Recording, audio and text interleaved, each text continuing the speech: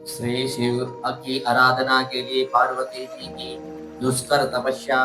ब्रह्मा जी कहते हैं, देव ऋषि, तुम्हारे चले जाने पर प्रफुल्लित चित्त हुई पार्वती ने महादेव जी को तपस्या से ही साध्य माना और तपस्या के लिए ही मन में निश्चय किया। तब उन्होंने अपनी सखी दया और विद्या के द्वारा पिता हिमाचल और माता मीना से आज्ञा मांगी। पिता ने तो स्वीकार कर लिया, परंतु माता मीना ने सनेवस अनेक प्रकार से समझाया और घर से दूर वन में जाकर तप करने से पुत्री को रोका। मीना ने तपस्या के लिए वन में जाने से रोकते हुए माँ बाहर न जाओ ऐसा कहा। इसलिए उस समय शिवा का नाम उमा हो गया। उन्हें शल्यराज की प्यारी पत्नी मीना ने रोकने से शिवा को दुखी हुई जान अपना विचार बदल लिया और पार्वती को तपस्या के लिए जाने की आज्ञा दे दी। मुनि श्रेष्ठ, माता की वह आज्ञा पाकर उत्तम व्रत का पालन करने वाली पार्वती ने भगवान शंकर का स्मरण करके अपने मन में बड़े सुख का अनुभव किया। माता पिता को प्रसन्नता पूर्वक प्रणाम करके शिव के स्मरण पूर्वक दोनों सखियों के साथ वे तपस्या करने के लिए चली गई। अनेक प्रकार के प्रिय वस्त्रों का परित्याग करके पार्वती ने कटि प्रदेश में सुंदर मुंज की मेखला बांध शीघ्र ही वक्कल धारण कर लिए। हार का परिहार करके उत्तम मृग चरम को हृदय से लगाया। तत्पश्चात वे तपस्या के लिए गंगा अवतरण गंगोत्री तीर्थ की ओर चले, जहाँ ध्यान लगाते हुए भगवान शंकर ने कामदेव को दग्ध किया था। हिमालय का वह शिखर गंगा अवतरण के नाम से प्रसिद्ध है। वही परम उत्तम श्रृंगी तीर्थ में पार्वती ने तपस्या प्रारंभ की। गौरी के तप करने से ही उसका गौरी शिखर नाम हो गया। उन्हें शिवा ने अपने तप की परीक्षा के लिए वहां बहुत से सुंदर एवं पवित्र वृक्ष लगाए जो फल देने वाले थे। सुंदरी पार्वती ने पहले भूमि शुद्ध करके वहां एक वेदी का निर्माण किया। तदंतर ऐसी तपस्या आरंभ की जो मुनियों के लिए भी दुष्कर थी। वे मन सहित संपूर्ण इंद्रियों को शीघ्र ही काबू में करके उस वेदी पर उच्च कोटि की तपस्या करने लगी। ग्रीष्म ऋतु में अपने चारों ओर दिन रात आग जलाए रखकर वे बीच में बैठती और निरंतर पंचाक्षर मंत्र का जप करती रहती थी।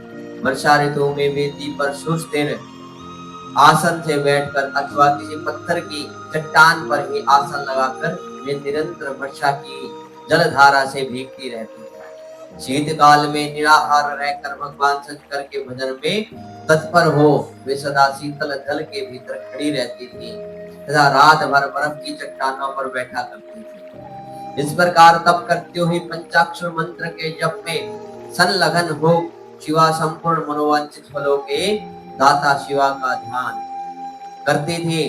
प्रतिदिन अवकाश मिलने पर वे सखियों के साथ अपने लगाए हुए वृक्षों को प्रसन्नता पूर्वक सींचती और वहां पधारे हुए अतिथि का आतिथ्य सत्कार भी करती थी। शुद्ध चित्त वाली पार्वती ने प्रचंड आंधी, कड़ाके की सर्दी, अनेक प्रकार की वर्षा तथा दुस्सह धूप का भी सेवन किया। उनके ऊपर वहां नाना प्रकार के दुख आए, परंतु उन्होंने उन सबको कुछ नहीं गिना। उन्हें वे केवल शिव में मन लगाकर वहां सुस्थिर भाव से खड़ी या बैठी रहती थी। उनका पहला वर्ष फलाहार में बीता और दूसरा वर्ष उन्होंने केवल पत्ते चबाकर बिताया। इस तरह तपस्या करती हुई देवी पार्वती ने क्रमशः असंख्यक वर्ष व्यतीत कर दिए। तदंतर हिमवान की पुत्री शिवा देवी पत्ते खाने भी छोड़कर सर्वथा निराहार रहने लगी। तो भी तपश्चर्या में उनका अनुराग बढ़ता ही गया। हिमाचल पुत्री शिवा ने भोजन के लिए प्रण का भी परित्याग कर दिया, इसलिए देवताओं ने उनका नाम अपर्णा रख दिया। इसके बाद पार्वती भगवान शिव के स्मरण पूर्वक एक पैर से खड़ी हो पंचाक्षर मंत्र का जाप करते हुए बड़ी भारी तपस्या करते थे। उनके अंग चीर और वलक्कल से ढके थे।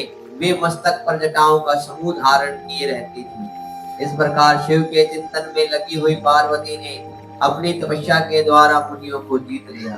उस तपोवन में महेश्वर के चिंतन पूर्वक तपस्या करते हुए काली के 3000 वर्ष बीत गए।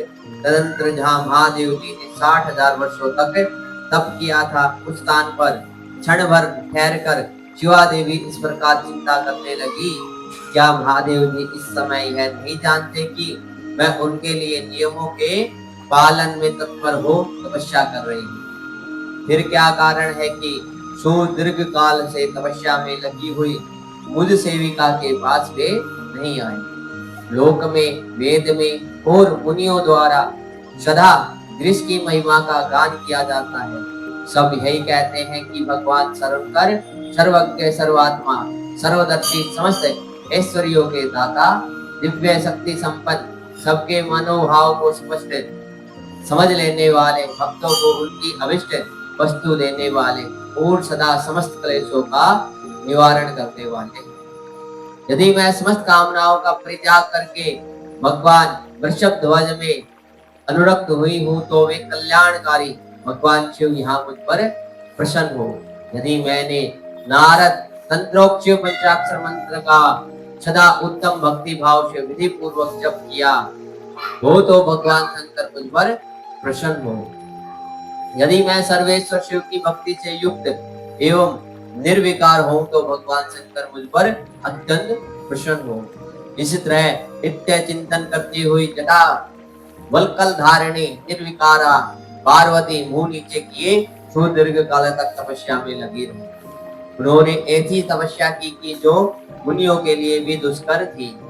वहां उस तपस्या का स्मरण करके पुरुषों को बड़ा विस्मय हुआ है। महर्षि पार्वती की तपस्या का जो दूसरा प्रभाव पड़ा था, उसे भी इस समय सुनो। जगदम्बा पार्वती का वह महान तप परम आश्चर्यजनक था, जो स्वभावतः एक दूसरे के विरोधी थे। ऐसे प्राणी भी उस आश्रम के पास जाकर उनकी तपस्या के प्रभाव से विरोध रहित हो जाते थे। सिंह और गौ आदि सदा राग आदि दोषों से संयुक्त रहने वाले पशु भी पार्वती के तप की महिमा से वहां परस्पर बाधा नहीं पहुंचाते।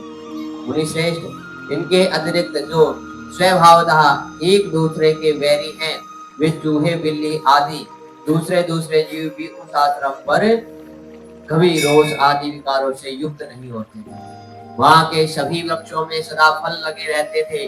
भांति भांति के तृण और विचित्र पुष्प उस वन की शोभा बढ़ाते थे। वहां का सारा वन प्रांत कैलाश के समान हो गया, पार्वती के तप की सिद्धि का साकार रूप बन गया।